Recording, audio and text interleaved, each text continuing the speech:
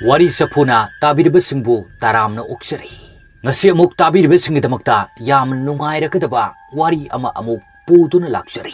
Puzaragliba wari asigi maming The Bus Stand. Wari asibu ibiraklibana. Hana mamangda channel asimaktada mayamna yamna pamna tanabikiba tongan wari kayada khut thakraba aiba Amit Kumar Huidrombana khut thabirako warini. Lobirasi Amit Kumar Huidrombagi The Bus Stand ahan batangka. Karadi theng kramale ngasidi. Thengsu theng batabani. Theng naba maram sillabani na. Aduga wabana suluere. Waba sigi matakta nisa amagi mondrang dasu kanna tauri.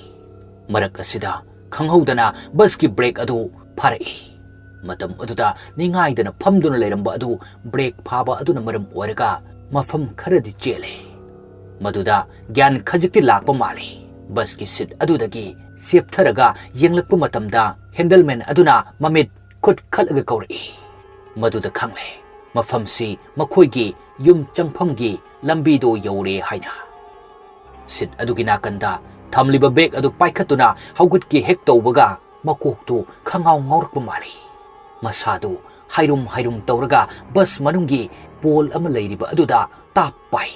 Matau adu uriba handleman amadi driver anidu michi khanaduna yengi. Makoktu khajik ngaurbasu kumthada yararoi khanbana adumak thoklakle. Mahaki maung aduda handleman aduna haipet laknarai. Ibo nangama ingaw he ngauradana nayum yongnu bachaluko. Loya lakpa hanna pho yengde. Aduga karimtasu khumlamde. Magi kumpham thokpa bus adudagi adumak kumtharakle. Mahakna kumtha horaba matungda bus driver aduga handleman ga khaktamak bus aduda ngaire. Makoisu makoigi bus mapu mahajon adugi mayum tamna thorakle. Lambi da thona asum wari sanarai. Driver na harai. Asi angangsi noigi lenga oinine. Oidobu mali. Nisadi khara sijanaba mali magise. Adum mangine. Aisu mali. Ado manakta changsin bakandadi thoidokpa nisagi manamdi amata chendi. Driver na harai. Natraga magisi pokhaiba tauram dawjalo. Khangde du sumali. Uirum tawraga hektale. Driver na. Hausikan angang singsi mama mapana wana mahi tamaliba. Lam lapa sulapna masa sibu mi ohiradiyana. Aduga masa singsina mama mapa udrabanena nisa karasa sintaksan katuk karan tawle. Yararoi. Moigi khalubada isaga pokningtre. As nangido ingonda hainingbo malida. Ai nangonda haibanati moibo haibanine. Moidongna tawdoi saruk nangna nahagi nungaiba thaduoga nongmagi humangwal talaga imungda kanaba piribasina yam heli phaba. Khange nangido thagalaga saudana bathimjanaineba. Natiwane asumna makhoi ani noktuna wari sanaraga chali. Bus adudagi masam yamna sangbi nupi amasu loya lakpagi matungda inaduna kumthaki haibasi amatta uhobo nati. Madu uramba tarabadi matung amuk hana mahakpo makhogi bus aduda tonghangani thajadi. Somdana loya lakpa bus manungda wabagi uitharuba adu kumtharaklaba matam asidadi ingli tawba nungsitna yeibu matamda masadu kharadi fresh oirakle. Adubo chasilluba nisagi manindi ihan hande. Phanadi haisingi sigi matangda. Asuk manam kankraba posak asi kanadasu manam pho namhandana sijanaribani. Madugi nungaiba ipakta ngauringai college halakba asisu thenglibani. Pung ohumda college loiribasu lam khara lapa mafam oiribasu bus khara ngaithok ngasin nadraga lambi khara chilamba oiribasu asi yaunadi thengloi. Mahakna yumda halagliba matam ase. Adubo thenglibagi maramdi college loiraba matungda mamanaba ama aniga tawraga dendrai tu hek chingi. Maduda matam yamna mangkibani. Yumda handabasu yadaba maram oibana makhoi dendrai tu yam kanna sijanabadi nati. Hausiksu loya lakpa gyan phanayam tare. Ingli tawba nungsit marak asida lepasida. Sorok asi wangma lanthoaga makhoigi laikai adugi lambida changadaba adu ngaihakti tumina leptuna lei. Nakyata gari lakpra haiduna amuksu yengi. Adubo mafam asidi athapa khungang oibanina gari ti thoina lakte. Laibasing asi manak nakpa aduagi mi lawu singuba tawruba singna yachang lakpagi kanarakba adu ngaktani. Ngayhak leplamnaga mahak sorok adu lanthoraktuna mayum tamna lakle adubo hainaruba tawdana insiluba tawdana lambi nakanda leiriba makhoi leikai gi poloi phammang aduda hek yengsiloi mamsilakpa matam oibanina mayek sengnadi hek udre adugi hek nakandasu waiting set ama mayamnadi bus stand hainaba masulei adu loiraba matungdana leirak adugi nakal nama amada gulmohor pareng oina manga taruk hawi mafam asi anamba matamda mayamna hangchit langba thoknaba mafam oi kalen tha matamda ngangsang ngang salakba gulmohor singi leising aduna piba phajaba asidi fajaraba haikol lekol amana piba fajaba adudagi saruk chama heli haiba yai adubu hausikti madugi matamdu nate naken tha matam oibanina upal sing asi mana amatta pande ayuk nungthelda karimta khandrasu numidang wairam natraga numidang dadi hek munna yengsilurabadi akiba amadum poi loya lakpa tapna bek adu lengjum namadi yanduna uirum tawa maithongda mayum tamna lakli adubu khanghoudana tunglomdagi kanagumbi amana kauri amukta ngai khoba punna chatminase matang asida loya kari sunna chungdana adumak lambi aduda chatli adubu amukka hanna chap manaba khonjel aduda khara haurapna kaurakpadadi khongthang adu chap lepi ho amukta ngai bi kho loya tali mamai adu tapna onthorakpa adudadi mamli tawa marak aduda laptakna nupi amakak inerakpadu ure madu uba matamda kanano haina hangudana magi hanagi chatpham thokpa aduda amuk mamai adu leithoraktuna chatpa horai mahakna asumna chatliba asisu tungda laklibe adu maraina inerjarakchani khanduna chatpani adubo khongkap mari manga thangba matam adudadi amuksu loya chap leptuna lei mahakna leplibasi karigumba khara khangingbagi mali tanja asidadi manglomda makhoi leikaigi ahal amasu cycle thorpa ui cycle aduna mahaki mapa lanthoklaga satkiba matam aduda mahaksu hek onthoktuna yengi adubo mahakna uribasi cycle thoba adu kaktani mamangda mana ukiba tungda inarakba adudi leiramdre nisagi manil khara leiba oibanina nokphet tawraga wakhalda asumna khali kanano hauzik amuk kai horamlaga kadai da muk chatkharbano asumna nokphet tawraga mayum tamna lakle thongal ki kondong chei adu hangdoklaga imungda changlakpa matamda machanupi adudi ya changlakpagi imung loisilami machalnupi leisnan hari tamo nang imani sawam langamani loya machal aduna hariba wa adu na chungda phamungda changduna long hipthai adubu machal adudi wa makha adum tari nungtigi sum thengbu henjelai kaidau leirino na imana isuyam langambani baba su masakto sauni magi mong tokibani machal asina ngangni bawasi machet ama fawu tati mahaki mana kongda adubu loyadi wakhal amada kan tauri wakhal adu kharasu maksin ba wakhal oire karina chumino karina phadoino amata khandre mahaki mana kongda haujiksu khonthang yeina taribasi thaja lembigi misai adu khakni karamnadi kauthokani nungsijaruba kobi mana hairakpa cheirakpa wa adubu adum oinamak imungi awa masa koknanaba hotnabada nisaki ipakta tawruba haiduni imung asida samu pangal mating thokna lepigadaba mapabung asinasu yogi nisana ngamduna sangsar amada laikre haiba yai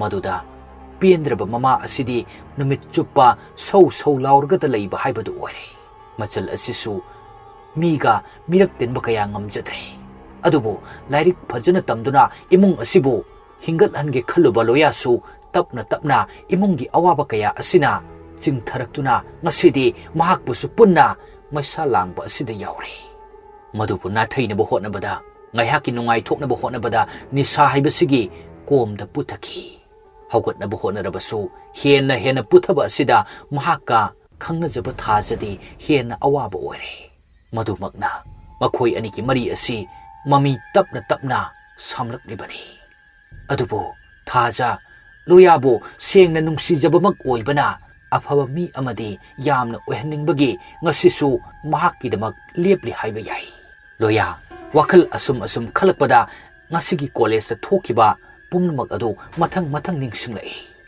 ꯊꯥꯖꯅ ꯍꯥꯏ ꯗꯥ ꯂꯣꯌꯥ ꯅꯪ ꯑꯗꯨꯗ ꯀꯩꯗꯧꯔꯤꯅꯣ ꯋꯥꯍꯪ ꯑꯗꯨꯗ ꯂꯣꯌꯥꯒ ꯄꯨꯟꯅ ꯂꯩꯃꯤꯟꯅꯔꯝꯕ ꯃꯃꯥꯟꯅꯕ ꯑꯃ ꯑꯅꯤꯗꯨ ꯍꯧꯒꯠꯇꯨꯅ ꯆꯠꯈꯤ ꯂꯣꯌꯥꯅ ꯑꯥꯏ ꯚꯥꯏ ꯅꯣꯏ ꯆꯠꯂꯤꯗꯨ ꯀꯥꯏꯗꯅꯣ ꯉꯥꯏꯈꯣ ꯃꯃꯥꯟꯅꯕꯁꯤꯡ ꯑꯗꯨ ꯀꯔꯤꯁꯨ ꯍꯥꯏꯔꯝꯗꯦ ꯍꯧꯒꯠꯇꯨꯅ ꯂꯣꯏꯅꯃꯛ ꯍꯦꯛ ꯆꯠꯈꯤ ꯃꯗꯨꯗ ꯂꯣꯌꯥ ꯍꯥꯏꯐꯦꯠ ꯁꯥꯎꯅꯤꯡꯕꯁꯨ ꯐꯥꯎꯏ ꯑꯗꯨꯒ ꯊꯥꯖꯅ ꯍꯥꯏꯔꯛꯏ ꯗꯥ ꯂꯣꯌꯥ ꯅꯪ ꯑꯗꯨꯃꯥꯏꯅ ꯁꯨꯝ ꯀꯣꯂꯦꯖ ꯕꯪ ꯇꯧꯔꯒ ꯂꯩꯗꯣꯏꯔꯥ ꯂꯣꯌꯥꯅ ꯑꯁ ꯀꯩꯗꯧꯔꯒꯦ ꯀ꯭ꯂꯥꯁꯇꯨ ꯈꯔ ꯌꯥꯎ ꯌꯥꯗ꯭ꯔꯣ ꯅꯪꯁꯨ ꯌꯥꯎꯗ꯭ꯔꯤꯁꯤꯗꯤ ꯑꯩꯗꯤ ꯌꯥꯎꯗꯕ ꯅꯠꯇꯦ ꯍꯧꯖꯤꯛ ꯑꯣꯞ ꯂꯩꯕꯩꯅꯦ ꯑꯗꯨꯅꯦ ꯑꯩꯁꯨ ꯍꯧꯖꯤꯛ ꯑꯣꯞ ꯂꯩ ꯑꯁ ꯅꯪꯒꯤ ꯑꯗꯨꯒꯤ ꯃꯔꯩ ꯆꯠꯈ꯭ꯔꯤꯗꯣ ꯇꯥꯒꯦꯅ ꯂꯥꯛꯄ ꯅꯠꯇꯦ ꯑꯩꯅ ꯂꯥꯛꯏꯁꯦ ꯂꯣꯌꯥꯅ ꯍꯥꯏ ꯑꯗꯨ ꯀꯩꯗꯧꯔꯒꯦ ꯅꯪꯅ ꯍꯥꯏꯅꯤꯡꯕꯗꯣ ꯁꯠ ꯍꯥꯏꯔꯣꯗꯅ ꯑꯗꯨ ꯑꯣꯏꯔꯒꯅ ꯂꯣꯌꯥ ꯈꯣꯟ ꯑꯗꯨ ꯈꯤꯇꯪ ꯀꯂꯞ ꯇꯧꯏ ꯃꯇꯝ ꯑꯗꯨꯗ ꯃꯅꯥꯛ ꯑꯗꯨꯋꯥꯏꯗ ꯂꯩꯔꯝꯕ ꯀꯣꯂꯦꯖꯀꯤ ꯁꯥꯇ꯭ꯔꯁꯤꯡ ꯑꯗꯨ ꯃꯃꯤꯠ ꯄꯂꯞ ꯌꯦꯡꯂꯝꯂꯒ ꯈꯖꯤꯛ ꯂꯥꯞꯊꯣꯛꯅꯔꯛꯏ ꯃꯇꯧ ꯑꯗꯨ ꯊꯥꯖꯁꯨ ꯈꯪꯕꯅꯤꯅ ꯏꯀꯥꯏꯕ ꯅꯨꯡꯁꯤꯕ ꯌꯥꯅꯗꯨꯅ ꯃꯃꯤꯠꯇꯒꯤ ꯃꯄꯤ ꯏꯔꯥ ꯐꯥꯎꯕ ꯆꯦꯜꯂꯛꯏ ꯑꯗꯨꯒ ꯊꯥꯖꯅ ꯍꯥꯏꯔꯛꯏ ꯂꯥꯛꯑꯣ ꯑꯁ꯭ꯋꯥꯏꯗ ꯋꯥꯔꯤ ꯁꯥꯔꯨꯔꯁꯦ ꯀꯔꯤꯒꯤꯅꯣ ꯁꯤꯗ ꯁꯨꯝ ꯁꯥꯁꯤ ꯂꯣꯌꯥ ꯉꯁꯥꯏꯗꯒꯤ ꯃꯃꯥꯏ ꯑꯗꯨ ꯅꯣꯡꯈꯠꯂꯒ ꯐꯥꯎꯕ ꯌꯦꯡꯂꯛꯇꯕꯅꯤ ꯃꯗꯨꯅ ꯃꯔꯝ ꯑꯣꯏꯔꯒ ꯁꯣꯝꯗꯗꯤ ꯊꯥꯖ ꯍꯦꯟꯅ ꯊꯃꯣꯏ ꯁꯣꯛꯂꯦ ꯗꯥ ꯂꯣꯌꯥ ꯑꯩꯉꯣꯟꯗ ꯑꯝꯇ ꯌꯦꯡꯉꯣ ꯋꯥꯍꯩ ꯑꯁꯤ ꯍꯥꯏꯔꯨꯔꯕꯁꯨ ꯂꯣꯌꯥꯗꯤ ꯃꯥꯒꯤ ꯂꯩꯐꯝ ꯊꯣꯛꯄ ꯑꯗꯨꯗ ꯑꯗꯨꯝ ꯌꯦꯡꯗꯨꯅ ꯂꯩ ꯍꯣꯏ ꯃꯥꯏ ꯐꯥꯎꯕ ꯀꯔꯤꯝꯇ ꯍꯥꯏꯔꯛꯇ꯭ꯔꯕ ꯑꯗꯨꯗ ꯊꯥꯖ ꯃꯃꯤꯠꯇꯒꯤ ꯃꯄꯤ ꯇꯞꯅ ꯁꯤꯟꯊꯔꯛꯏ ꯗꯥ ꯂꯣꯌꯥ ꯅꯪꯁꯤ ꯑꯩꯅ ꯌꯥꯝ ꯅꯨꯡꯁꯤꯖꯔꯨꯕ ꯀꯧꯕꯒꯤ ꯅꯪꯕꯨ ꯐꯍꯟꯅꯤꯡꯗꯅ ꯍꯥꯏꯕꯅꯤ ꯀ꯭ꯂꯥꯁꯁꯨ ꯈꯔ ꯌꯥꯎꯕꯤꯌꯨ ꯑꯗꯨꯒ ꯅꯪꯅ ꯁꯤꯖꯤꯟꯅꯔꯤꯕ ꯅꯤꯁꯥ ꯑꯗꯨꯁꯨ ꯈꯔ ꯂꯥꯞꯊꯣꯛꯄꯤꯌꯨ ꯍꯥꯏꯕꯅꯤ ꯃꯗꯨꯁꯨ ꯅꯨꯄꯥ ꯑꯃ ꯑꯣꯏꯕꯒꯤ खर चाजरसु थक्चरसु हेनमनबा अदुदा खितंदि लापथोकपियो हाइबने अदुबु नंगना अइगी वा मचेत अमु फावबु ताबिदबसे अइ याम नुंगाइते थाजना असुमन ममितगी मपि सिंथना थामोय सोकना हाइबा असिसु करिमता तादना माना थोकपा अमा ओइना खुमलई तारिसिदि ताबगिने अइना तुमिना लेरिसे महाकी पाउकुम अदुदा थाजदी हेना प्रोक प्रोक चाकले मदुना मरम ओरगा कपली हौन लौरई नंग क्लास तो खर याव हाइबने मतम अदुदा अकोइबदा लेबा छात्र छात्री पुमनमक लोइना मखोइद येंगलई मदुदा अमुकसु इकाइरदुना थाजा मपि अदु सत सत तैथोकलगा असुम हाइरई दालोया हायंगदगी क्लास फजना यावरमो अइ चलगे असि हाइरदुना गैरेज लोमदा चटखरे अदुगा महाकी गाड़ी अदु स्टार्ट तौरदुना थौदुना चटखरे लोयादी लेंदना फमदुना अदुमक लैरी तिंगक येंगनरम मयाम अदुसु मंगाई मथौ तौनदुना लैखरे फुरित खाव अदुदगी मागी फोन दु लौथोरई अदुगा ममानबा अमा कॉल फत तौसिली लोयाना हाई बाय लेरमो इलागे असि हाइरदुना मखोइगी हेक पुनफम देंद्रा चिंफम अदुदा चटखरे थौदुकसिंग असि मिकुपसिदा लोयागी ममित मक्तदा उरई मतम असिददी ममित अदु पीरा फाव चेलई थाजना महाकिदमक असि यौना खनबीबा असिदा लोया तुंगमांग कोइचिंग चिंगी हाइबदु योरे अमरोमदना महाकना नुंगसिजब कौरबसु मसागी अमदी इमुंगी स्टेटस येंगलुबो मतमददी थाजबो मंगोंदगी लापथोखनिंगी अमना शहर मचानी अदुगा अमना खुंगंग मचानी हाइबगी वाखलसिना हेक्तमक फैजिलई वाखलसिंग असिदा लोया तुम थकीब खंगौदे मफी Marol फावबा होंगदब मखै महाकी मंगलान अदुदा ngasai bus adudagi kumtharakpa matamda thokiba adugumna chap manana thoglei matam asidadi makhoi laikai taba lambi adu aduki matik sangi nak yet karigumba amatta udi uri ba haibabu mi poloi pham adu kaktani chap manaba phibam aduda loya bus dagi kumtharaklaga mayum tamna lai maduda tunglomdagi chap manaba khonjal da kauri handakti kanano yenglage haiduna ngaiduna lei adubo mahaki matungda lakliba adu mahaki manakti sugyau yorakte maduda loya kana oirabano khanduna mamit adu sangtoktunu yengi madu magnasu hek ubangamde uriba haibabu makhong adu wangna thangatuna mahaki manak tamna lakba adu kaktani ngaiak ngairabasu sugyau yoraktaba asidadi loya su nupi adugi maikei tamna changsili ꯃꯍꯥꯛꯅ ꯆꯪꯁꯤꯜꯂꯨꯔꯕꯁꯨ ꯃꯐꯝꯗꯤ ꯏꯍꯣꯡ ꯍꯣꯡꯗꯦ ꯍꯦꯟꯅ ꯂꯥꯡꯇꯛꯅꯕ ꯍꯦꯜꯂꯛꯇꯨꯅ ꯃꯍꯥꯛ ꯀꯟꯅ ꯆꯦꯟꯁꯤꯜꯂꯤ ꯑꯗꯨꯒ ꯅꯨꯄꯤ ꯑꯗꯨꯁꯨ ꯆꯦꯟꯆꯠ ꯆꯠꯄ ꯍꯧꯔꯛꯏ ꯑꯗꯨꯕꯨ ꯏꯈꯪ ꯈꯪꯍꯧꯗꯅ ꯂꯥꯞꯅ ꯂꯩꯔꯝꯕ ꯑꯗꯨ ꯃꯍꯥꯛꯀꯤ ꯃꯃꯥꯡꯃꯛꯇꯗ ꯆꯣꯡꯁꯤꯜꯂꯛꯄ ꯑꯗꯨꯗꯤ ꯈꯪꯄ꯭ꯔꯤꯛ ꯈꯪꯗꯨꯅ ꯂꯣꯡꯅ ꯇꯥꯏ ꯃꯗꯨꯗ ꯂꯣꯌꯥ ꯃꯤꯀꯞ ꯈꯥꯡꯊꯣꯛ ꯊꯣꯛꯂꯛꯏ ꯃꯤꯀꯞ ꯊꯣꯛꯂꯛꯄ ꯑꯁꯤꯗꯗꯤ ꯃꯍꯥꯛꯀꯤ ꯃꯊꯕꯥꯛꯇ ꯃꯈꯨꯠ ꯂꯣꯟꯅꯗꯨꯅ ꯊꯝꯂꯝꯕ ꯑꯗꯨꯗ ꯒ꯭ꯌꯥꯟ ꯇꯥꯔꯦ ꯃꯗꯨꯗ ꯃꯍꯥꯛ ꯃꯪꯂꯥꯛꯅꯔꯨꯔꯦ ꯍꯥꯏꯕꯁꯦ ꯁꯣꯔ ꯁꯥꯡꯅ ꯍꯣꯟꯗꯣꯛꯂꯒ ꯃꯐꯤ ꯃꯔꯣꯜ ꯑꯗꯨ ꯍꯣꯡꯗꯣꯛꯂꯦ ꯑꯗꯨꯒ ꯆꯥꯛꯈꯨꯝꯂꯣꯝꯗ ꯆꯪꯂꯛꯏ ꯃꯇꯝ ꯑꯗꯨꯗꯤ ꯃꯃꯥꯒ ꯃꯆꯟ ꯑꯗꯨꯒ ꯐꯝꯗꯨꯅ ꯆꯥꯛ ꯊꯣꯡꯅꯕ ꯁꯦꯝ ꯁꯥꯔꯝꯂꯤ ꯃꯈꯣꯏꯒꯤ ꯃꯅꯥꯛ ꯑꯗꯨꯗ ꯐꯝꯊꯩ ꯑꯗꯨꯒ ꯀꯔꯤꯒꯨꯝꯕ ꯀꯥꯟꯅꯕ ꯌꯥꯕ ꯋꯥꯐꯝ ꯈꯔ ꯍꯧꯗꯣꯛꯁꯤꯔ ꯈꯟꯅ ꯂꯣꯌꯥꯗꯨ ꯃꯥꯏꯊꯣꯡ ꯃꯀꯥ ꯈꯔꯗꯤ ꯂꯥꯝꯂꯛꯏ ꯑꯗꯨꯕꯨ ꯇꯟꯖꯥꯅ ꯆꯥꯗ꯭ꯔꯗꯤ ꯃꯃꯥ ꯑꯗꯨꯁꯨ ꯏꯁꯧ ꯐꯠꯂꯝꯗ꯭ꯔꯤ ꯃꯃꯥ ꯑꯃꯨꯇꯣꯝꯕꯤꯅ ꯍꯥꯏꯔꯛꯏ ꯏꯕꯨꯡꯉꯣ ꯅꯪꯒꯤ ꯀꯣꯂꯦꯖꯁꯤꯅ ꯀꯃꯥꯏꯅ ꯇꯧꯕꯅꯣ ꯅꯨꯡꯇꯤꯒꯤ ꯑꯁꯨꯝ ꯊꯦꯡꯕꯅ ꯍꯦꯟꯖꯜꯂꯛꯏꯁꯤꯕꯣ ꯍꯥ ꯅꯄꯥꯅ ꯃꯔꯣꯜ ꯑꯃ ꯃꯊꯣꯡ ꯆꯥꯗꯕꯅꯦ ꯑꯩꯗꯤ ꯏꯃꯨꯡꯁꯤꯗ ꯂꯩꯐꯝꯒ ꯈꯪꯗ꯭ꯔꯦꯗ ꯂꯣꯌꯥ ꯃꯔꯛ ꯊꯠꯂꯒ ꯋꯥ ꯑꯃ ꯍꯧꯗꯣꯛꯀꯦꯗꯤ ꯇꯧꯏ ꯑꯗꯨꯕꯨ ꯃꯃꯥꯒꯤ ꯁꯩꯔꯣꯛ ꯑꯗꯨꯗꯤ ꯂꯦꯞꯇ꯭ꯔꯤ ꯅꯆꯟꯁꯤꯒꯁꯨ ꯅꯪꯅ ꯃꯇꯦꯡ ꯈꯔ ꯇꯧꯔꯒ ꯂꯥꯏꯔꯤꯛ ꯂꯥꯏꯁꯨ ꯐꯖꯅ ꯇꯝꯍꯟꯅꯕ ꯈꯟꯕꯅꯤ ꯅꯄꯥꯒꯤ ꯃꯄꯥꯜꯗꯒꯤ ꯏꯃꯨꯡꯁꯦ ꯅꯨꯡꯉꯥꯏꯔꯛꯀꯅꯤ ꯀꯥꯏꯗꯨꯗꯤ ꯏꯃꯥꯗꯤ ꯈꯟꯗ꯭ꯔꯦꯍꯦ ꯍꯧꯖꯤꯛꯇꯤ ꯅꯪꯁꯨ ꯂꯥꯏꯔꯤꯛ ꯇꯝꯕ ꯂꯣꯏꯁꯤꯜꯂꯛꯂꯕꯅꯤꯅ ꯀꯩꯅꯣꯅꯗꯤ ꯈꯟꯕꯅꯤ ꯑꯗꯣ ꯅꯪꯒꯤ ꯅꯑꯣꯡ ꯅꯇꯧꯁꯤ ꯏꯃꯥꯅ ꯍꯦꯟꯅ ꯃꯤꯄꯥꯏꯔꯦ ꯄꯤꯛꯂꯤꯉꯩꯗꯒꯤ ꯍꯧꯅ ꯃꯤꯅꯕꯨꯗꯤ ꯅꯪꯁꯦ ꯐꯩ ꯍꯥꯏꯅ ꯁꯛꯅ ꯁꯣꯟꯅꯔꯛꯄꯅꯤ ꯑꯗꯣ ꯍꯧꯖꯤꯛꯅ ꯑꯃꯠꯇ ꯇꯥꯗ꯭ꯔꯦ ꯁꯤꯒꯨꯝꯕꯁꯦ ꯑꯩ ꯀꯃꯥꯏꯅ ꯂꯩꯗꯧꯅꯣ ꯈꯪꯗ꯭ꯔꯦ ꯄꯣꯠ ꯆꯩꯒꯤ ꯃꯃꯜꯅ ꯃꯔꯣꯜ ꯑꯃ ꯇꯥꯡꯉꯤꯕ ꯆꯦꯡ ꯆꯥꯛꯅ ꯂꯩꯁꯤꯜꯂꯛꯇ꯭ꯔꯤꯕ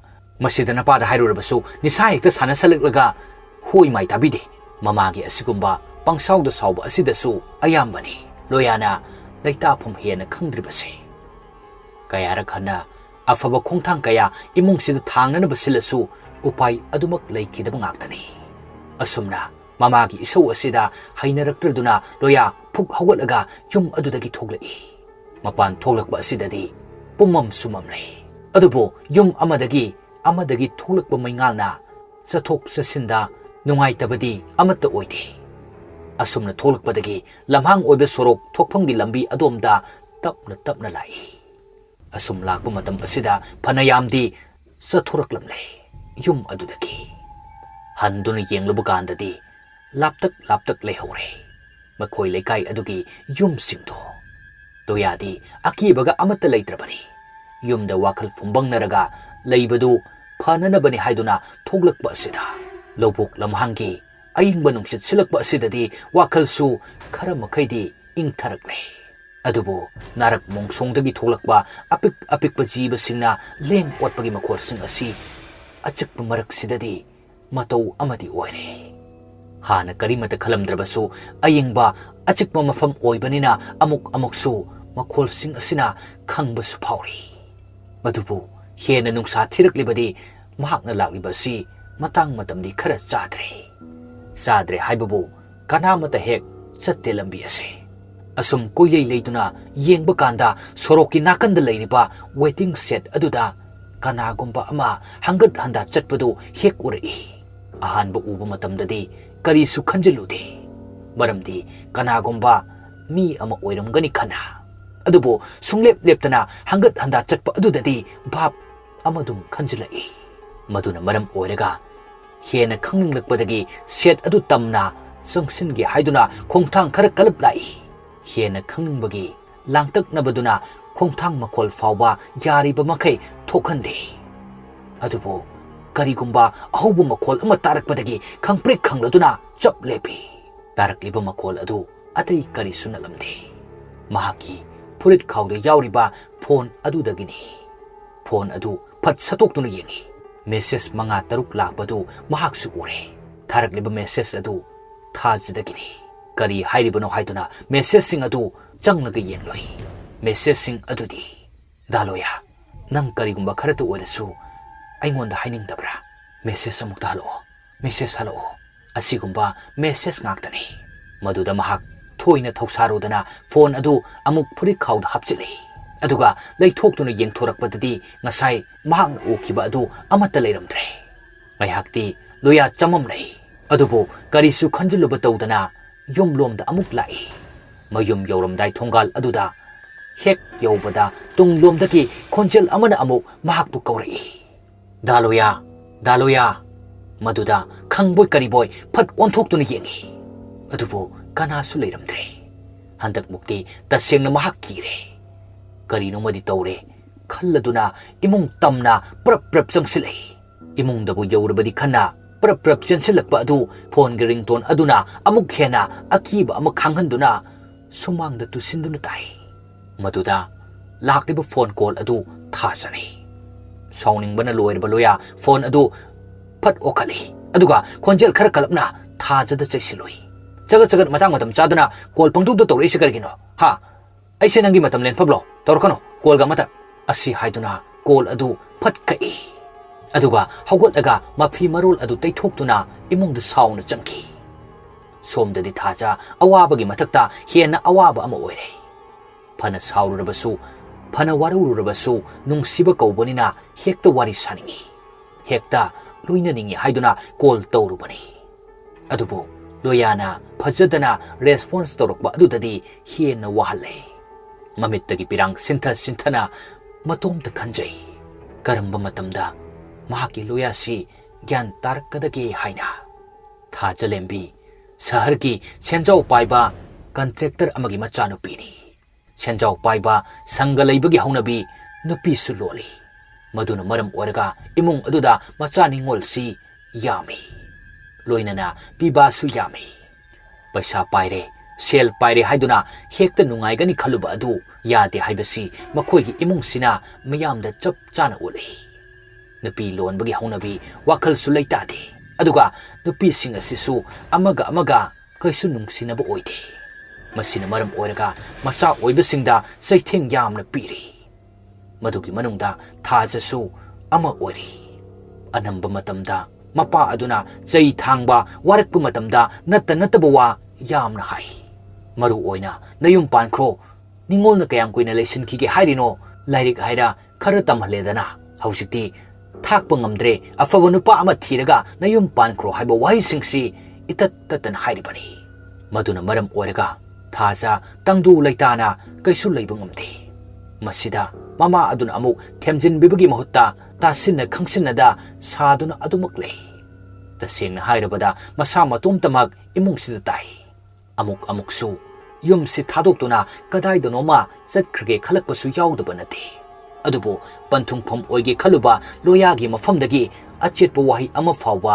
तादबना हौसिक्ति नुंग अनिगी मरक्ता हा हाइबदु ओइरे मांगदसु लांग तुंगदसु तेन हाइबदुमक हाइब याई माकी मफमदा खर साफबा हाइरदी सेल थुंगी मतंग सिखक्तमक मंगाइरे अतैदी ममा मपा लेरसु लैतबग चप मानखरे अयोको मचा ओइरब जाला अमुकसु मसा मथंत खंजरी मतंग असिदा लही तमक पांब खोइमु कयासु महाकी नापदा नंगदब नते लेसक लेसु निंथि जरुब कौबनिना खोइमु कयाना ngaudaba nate adubu pairakleba khoimu kaya asi mahaki mamittadi loyagi saban murti phangba changkhonba amatta hek yaude madumakna phana ngausin nazarabasu loya da lupcharibani ngasidi waraurabasu warauna sauninglabasu sauningna loyabo ingna wari sage khana college adu thoglai sahar oijarabasu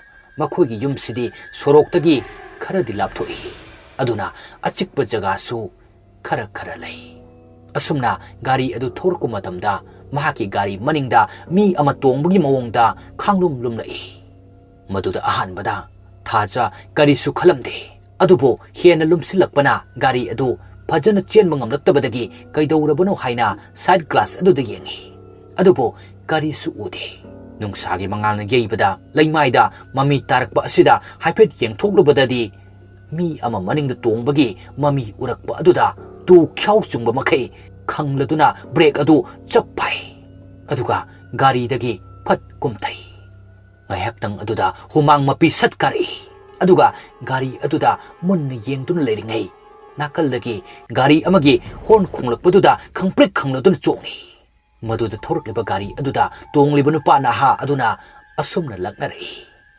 ai lesabi nasak ifa fajagai lambi sida ngawrbo ha nangbu sumding lepa leiridubo aikho yum thipam khangdadana ngawbu oiragana laodana tongkhalo aikho yum takpige Maduda gari thoriba amaduna amukka suhari.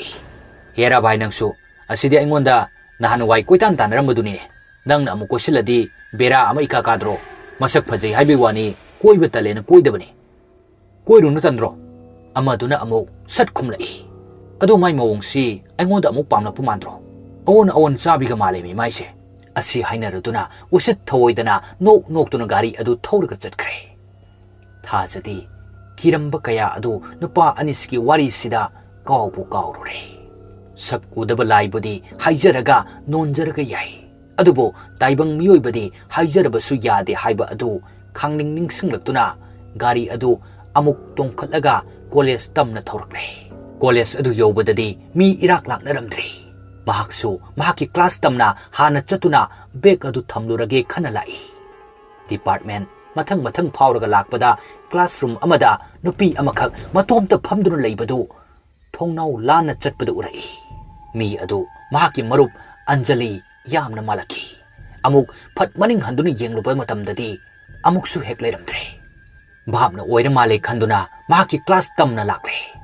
Classroom adusu kanagumba ama phawba leiramdre. Yamna nganbagi oiraba jala natraga ngasisi kari numit oibagino mayam irak langnadrisi haiduna phone lokthokduna amuk yengi. Aduga mathanta wakhal amuk khali. Ibaki kari irang leiraba jano natraga khudakta banga kauraba jala haina. Chawraba class aduda mathanta chatpa adudadi khongthang makhol adu khonthang nairi. Mamang waidasu phamba hangoibagiga maningda phambasu tanbaga mahak Mayai wairap oiba bench adu madu tamna lakpada thogliba khonthang si akiba amadum poi.